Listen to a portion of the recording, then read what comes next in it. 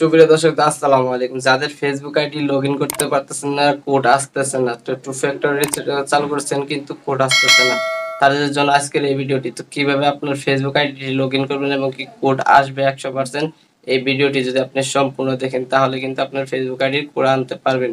তো আপনার তার জন্য কি করতে হবে, তো ফেসবুক আইডিটি আগের থেকে আপনার রিকভারি কোডগুলা সংগ্রহ করে রাখতে হবে। তো রিকভারি কোডগুলা কোথায় পাবেন সেটা আজকের এই ভিডিওতে আপনাদেরকে দেখিয়ে দিব।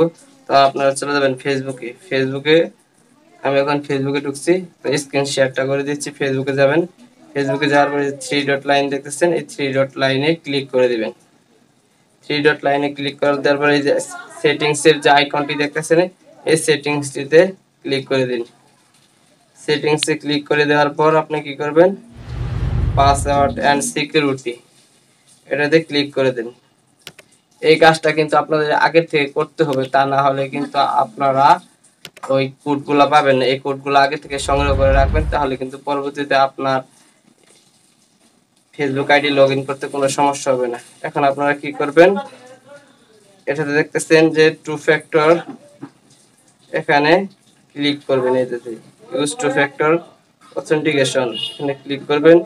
ক্লিক করার পর আপনার ফেসবুকে যদি টু ফ্যাক্টর অথেন্টিকেশন চালু না থাকে, অবশ্যই টু ফ্যাক্টর অথেন্টিকেশন চালু করে রাখবেন। তো এখন আপনারা কি করবেন, যে রিকভারি কোড লেখা দেখতেছেন এখানে ক্লিক করবেন। এখানে ক্লিক করার পর শো কোড লেখা দেখতেছেন, এখানে ক্লিক করে দিবেন। এখানে ক্লিক করে দেওয়ার পর আপনার ফেসবুকের যে পাসওয়ার্ড আছে সেই পাসওয়ার্ডটি দিয়ে দিবেন। তো আমি আমার ফেসবুকের পাসওয়ার্ডটি দিয়ে দিচ্ছি।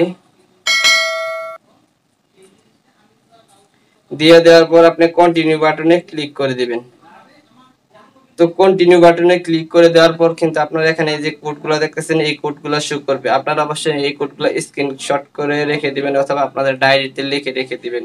এই কোডগুলোর মাধ্যমে কিন্তু আপনারা আপনার ফেসবুক আইডি লগইন করতে পারবেন এই কোডগুলো। তো আপনারা এই প্রসেসগুলো অনুসরণ করে আগে থেকে এই কোডগুলো সংরক্ষণ করে রেখে দেন। পরবর্তীতে যদি আপনার কোডগুলো না আসে তখন কিন্তু আর কোনো সমস্যা হবে না। এই কোডগুলো শুধু আপনারা ব্যবহার করবেন। এই যে কয়েকটি কোড আছে, এই কোডগুলা আপনারা যদি আপনার ফেসবুক আইডি লগইনের সময় চাই তখন এই কোডগুলা বসিয়ে দিবেন, তাহলে কিন্তু আপনার ফেসবুক আইডি গুলো লগইন হয়ে যাবে। তো আশা করি আপনাদেরকে বোঝাতে পেরেছি আজকের এই ভিডিওটির মাধ্যমে। সকলে ভালো থাকেন, সুস্থ থাকেন। আসসালামু আলাইকুম। পরবর্তীতে দেখা হবে নতুন কোনো ভিডিওতে।